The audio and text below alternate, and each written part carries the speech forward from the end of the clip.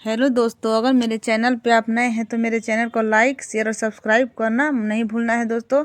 और comment box में ज़रूर बताइएगा कि मेरा वीडियो आप लोगों को कैसा लगा। बाबायन के पुरुष बहिया धराइले छतियो ना फाटेला हे। बाबायन के पुरुष बहिया धराइले छतियो ना फाटेला हे। बेटी हो छतिया जे फाटेला का करी ऐसन नैना से निर्ढरे हो।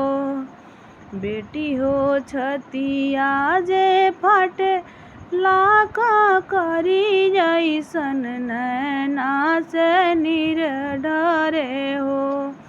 बेटी हो दुनिया के इहे बेओहार पुरुष बहिया धराइले हे।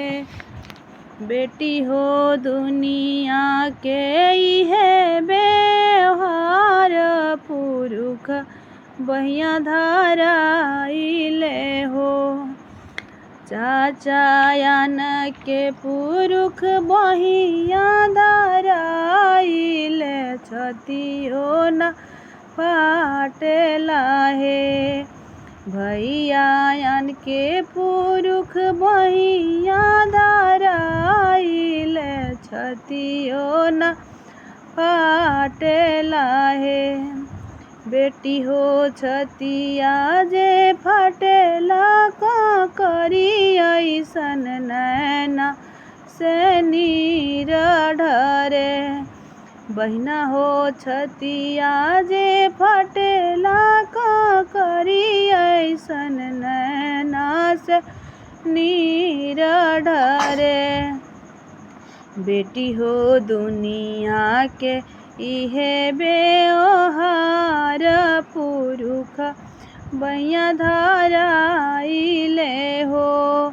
दीदी हो दुनिया के इहे बेओहार पुरुष बहिया धराइले हो।